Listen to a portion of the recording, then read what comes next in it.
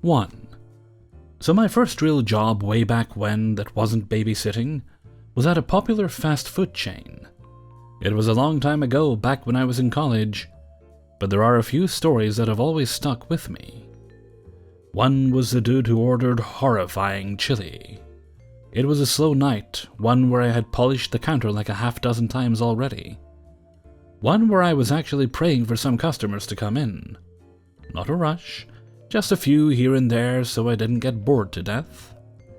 My prayers were answered, but it must have been the devil that answered because, oh boy. So in comes this customer, a guy maybe in his mid-40s. He's ordering to go. I don't remember everything he ordered, but I do remember the most important item. A chili with cheese and sour cream. I apologized, we didn't offer sour cream, but told him he might be able to buy some at the market across the street if he really wanted it. He looked disappointed, but not overly upset. I thought that would be the end of it. I thought wrong. He looks up and points to the side of me and asks, "Can I just have some of that on it instead?" I look over and see nothing that a sane person would want to put on chili. It was the station where we had the shake machine and the drive-through soda fountain. Expressed my confusion. He pointed again and said, That's the shake machine, right? Just put a little of that on it. It's basically the same thing." I laugh a little because I think he's joking and ask him if he wanted anything else on his order. He was not joking. He asked me if it would cost any extra. I asked him if he was serious. He was, and told me again that the shake and sour cream was basically the same thing. I said to him, no, those things aren't even close to being the same thing at all. The shake is basically ice cream. Sour cream isn't sweet at all. He would hear nothing of it. I even offered to put a little in a condiment container just so he could try it with it, in case he hated it. He insisted I put vanilla shake directly on his chili. At this point, I didn't know if he really thought he was right, or he thought he was too far in and couldn't back down without looking like a wimp or something. I don't know. So I rang him out and made his chili. This memory is so distinct and disconcerting. I remember going to the heater where we kept the chili, and scooping it out, and sprinkling the cheese on. And then, as if I was watching someone else from the third person, walking all the way over to the other side of the counter, where the shake machine was at. I placed the chili cup where the empty drink cup should be. A place a chili cup had no business being. I pulled the lever down and watched a dollop of vanilla shake plop down onto the chili. It was hot, so the shake started melting almost immediately. But it also cooled the top of the chili, where the grease was, which started to congeal a bit into this liquidy orange sludge. I quickly covered it, bagged it, and handed it to the customer. He thanked me and left. I never saw him again. I told my manager, who'd been on a smoke break, what happened. He laughed and told me I probably killed a man that night. 2. For context, I work at a racket and fitness club that the public enter, but people can pay a monthly membership, and with that they get a card that all bar transactions go through, and it gives them a discount on everything. This means we do a lot of car top-ups in a day. The specific night I'm talking about happened 2 days ago, and it was a special day as half the bar was closed off for the funeral and wake of an ex-member. This meant that all the regulars were pushed into half the space they were used to, so the bar area was a little hectic. However, at the point of this story, the funeral party had almost gone, so me and my co-workers were managing well. This is when Moron enters. Moron is a regular member that I am very familiar with, because he is most definitely not the brightest crayon in the packet. He's not a bad guy, but every interaction with him leaves me a little drained. He orders 8 various drinks, and I know for certain that he will not have enough money on his member's card because he never does. These drinks take forever to pour because he'll order 2 at a time, fuck off for a couple of minutes to talk to someone, and then come back and say, "But I'm not finished," when I ask for his card. He also keeps forgetting what he's already ordered, and I keep having to remind him. Eventually all the drinks are done and he finally passes me his member's card, and lo and behold, he has about £3 on it. So I come back with the card machine and tell him that it needs to be topped up. At this point, the funeral party has officially left the building, so our manager decides to bring all the leftover food we prepared for it to the other side of the room and offer it to the members. This guy, as he was reaching for his wallet, forgets everything but the food that is suddenly in front of him. The plates have not even reached the bar top, and he is grabbing handfuls of this finger food to shove in his face. And I mean shove. I watched him inhale thick slices of pork pie and 2-layer sandwiches without breathing. The rest of the members are still asking what the sandwiches are as they are entering his mouth. Clearly he does not care what it is as long as it's free. I am more than a little bit disgusted, but I'm still trying to get payment out of him. Eventually I get enough of his attention for him to ask, spitting bread at me as he does, "Well, have you taken my money yet?" To which I have to respond, "No, because you haven't given me your fucking debit card." Minus the swearing. So finally he pulls his card out of his wallet, to get distracted by sausage rolls behind him. He steps away from the bar, debit card still in hand, to stuff sausage rolls in his mouth in a way that would make pigs ashamed. After a minute more of this, he turns and demands to know why I haven't charged him yet, to which I just point at his card because my customer smile can only stay on for so long. His response is to slam it on top of the bar and go, "Well, take it then." Like I haven't been trying to do that for the last 5 minutes. But it's fine, I've got it now. He can continue shoveling food, and I can finally serve someone else. You'd think that would be the end of the story, but no. About 15 minutes later, Moron is standing at the bar with some friends who are buying the next round, and he starts making very loud, pained noises. I put a beer in front of him, and he immediately starts demanding to know what's wrong with the food he just ate. Apparently his stomach was feeling bad, so he starts yelling across the bar, "That's why it was free, wasn't it? There was something wrong with it." My response, in the most polite and joyful tone I could muster, was, "There's nothing wrong with the food. We served the same stuff to a funeral party." I think the problem is how much food you forced into your mouth in such a short amount of time. He answered with something along the lines of, "Well, I always eat like that," which left me slightly horrified, but not surprised. I finished my shift a little after that, but apparently he kept on about it for a while until his friends told him to shut up, and they went clubbing. So I guess his stomach wasn't hurting that much. 3. Today had been the busiest day of the entire year at the time of writing, but it had been plagued by one incident after another. I work at a pizza place as a cashier, and have done so for about 6 months now. The job can get hectic at times, but it's never felt as though anything was beyond our control. Well, not until today at least. Be sure to get comfortable because this is going to be a long one. It was about 8 o'clock at this point, and the entire staff is already on edge from either one thing or another. My coworker and I had gotten stiffed on a $400 order. We agreed to split the tip with the kitchen staff if we got one. And we were understaffed for tonight. One of my managers sent another of my coworkers home early because there wasn't a need for 3 cashiers on shift. We didn't mind because the counter would be less crowded, and we could earn more tips, but this came back to bite us in the ass later on. I had to man the front counter on my own, while the other cashier did a couple deliveries. We were severely behind, and had to extend our turnaround time for all orders just to keep up with the crowd. Most people are actually pretty patient, and will just sit tight and relax if you give them an estimate on when their order will be ready, or when it'll arrive to their home, but one customer didn't seem to get the memo. I received a call from an angry woman concerning the fact that she placed an order an hour ago and it hadn't arrived yet. This was before we got extra swamped, so they were told it'd arrive in only 40 minutes.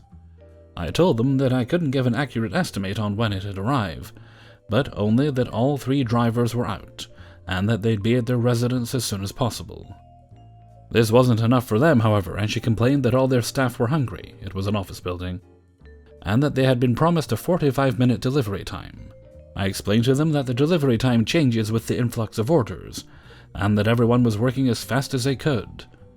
Even so, they still insisted that I give them some sort of time frame for when it would arrive.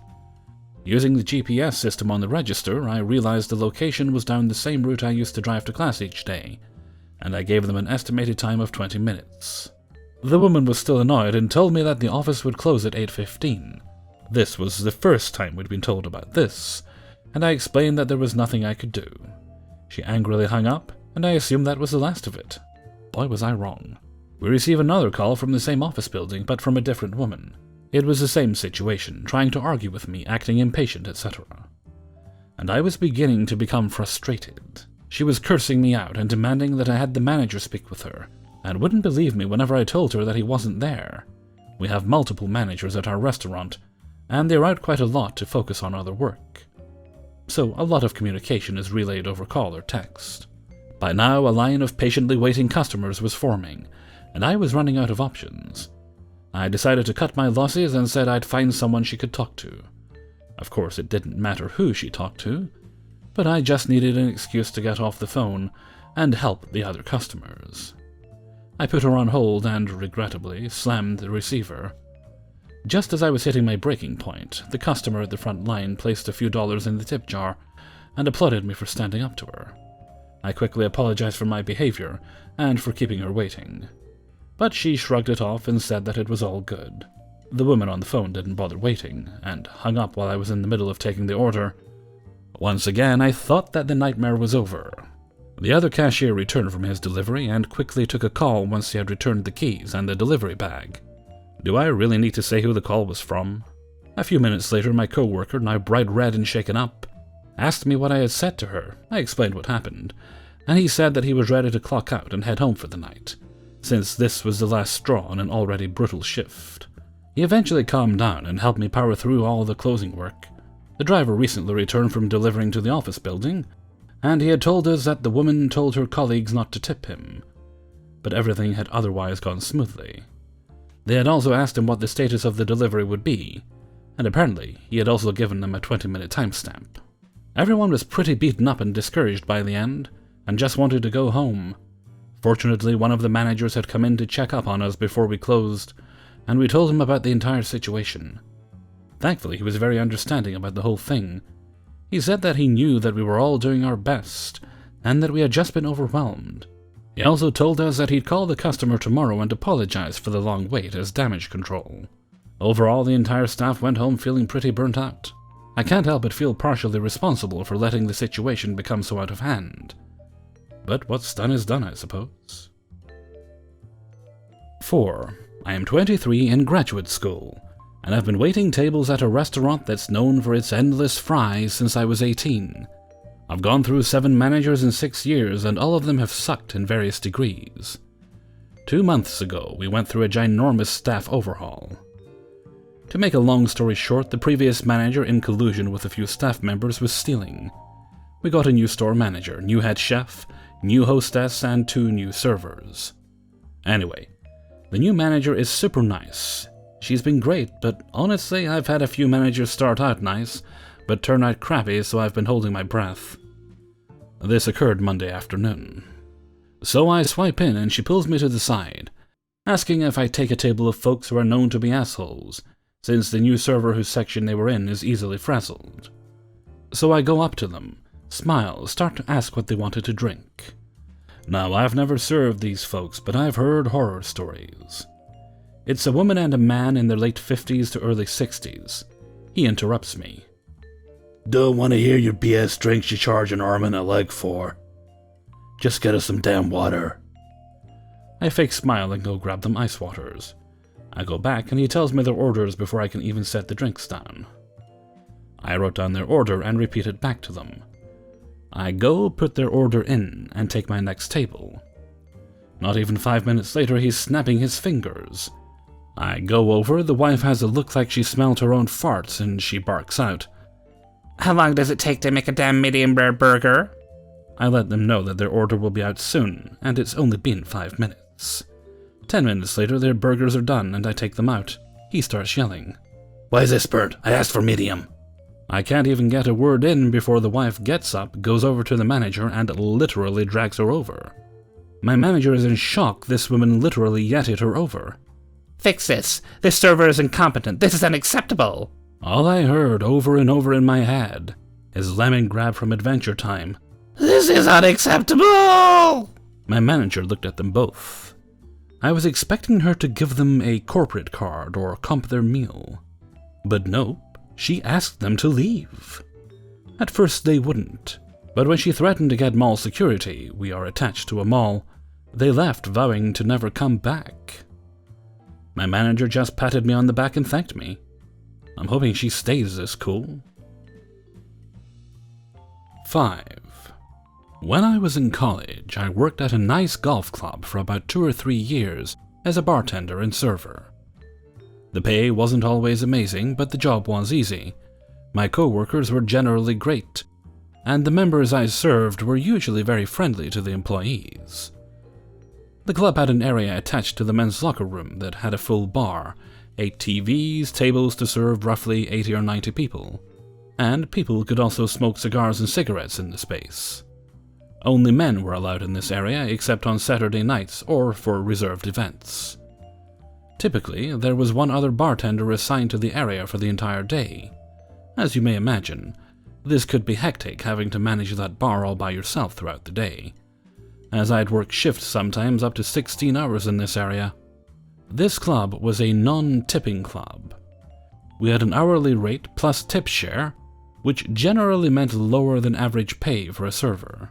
However, if you were willing to work in this area, the members that frequented this bar were infinitely more likely to tip you. So if you were willing to put up with the shift and dealing with the members there, you could end up having a very profitable day. I think the most I made during a day between tips and my hourly pay was roughly $750 to $800. One evening, I was working and serving a group of men, and they left that evening to go to a local casino. These men loved to gamble on golf, so this was pretty unsurprising that they'd frequent casinos. When they left, I didn't think much of it, as them leaving meant I could close up shop for the night. The next afternoon, I came back to serve them again. I remember walking into work that morning and one of my supervisors came up to me and said, "You're about to have an interesting day." As I walked into my bar, I learned that one of the members had won $55,000 playing blackjack at the casino the night before. Apparently, he had decided to bet $5,000 on a hand, which he had never done before. He proceeded to win 12 $5,000 hands in a row, lost a hand, then walked away from the table with a quick $55,000 profit, and walked out of the casino with $60,000 in cash, including the $5,000 he originally bet. The group he was with proceeded to celebrate and drink all night, as expected. The next day, the member brought all of his winnings to the club, as one of his friends had a safe there to put it in. Why a member had a large spare safe in his golf locker, I'll never know. So I see the group of men walk into my bar with the lucky winner holding a safe filled with $60,000 cash inside. He then proceeds to open the safe, pull out the cash, rips the bands off all the bills, then throws the cash in the air and lets $60,000 rain onto the floor of my bar. Part of me felt happy for him, as he's always treated me well and I believe he's a genuinely nice person.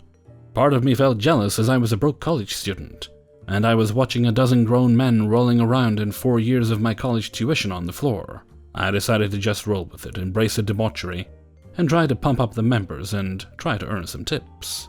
Eventually, they grew tired of rolling in the cash, and the member who had won the money wanted to make sure he didn't lose any of the cash. So I was asked to locate some rubber bands to repack the cash. I'll never forget the look on my manager's face when I asked for rubber bands, as this is an uncommon request from a bartender, and explained why I needed them. I brought the bands and proceeded to reband the cash on my bar, as several men watched me do it. After doing this, they recounted the money and confirmed all of the bills were still there. I'll never forget seeing more cash than I've ever seen in my life sitting 2 feet from my face. The winner could see in my eyes how absurd of a situation this was to me, and slipped a $100 bill out of the band and gave it to me as a tip, as he put the cash back in the safe. He also opened up a tab for all his buddies, which racked up to be roughly $3,500. I'm not sure what the winner did with the rest of his winnings, or what he's doing now, but I know I will never forget him or the events of that day for the rest of my life. Hey everybody, Hellfreezer here, and thank you very much for listening to Spinning Plates number 64. And thank you very much to everybody who allowed me to use their stories in this video. Well, I am getting closer to finishing. Just have 2 videos to record. It's gone surprisingly well this evening. Gonna take a break now, though. It's currently 3:30 in the morning, and I will record the other 2 tomorrow and then spend the rest of the day, well into the evening and possibly the night, editing and making videos. Okay, and with that I'm gonna head off for now. So until next time, thank you very much for listening, and take very good care of yourselves.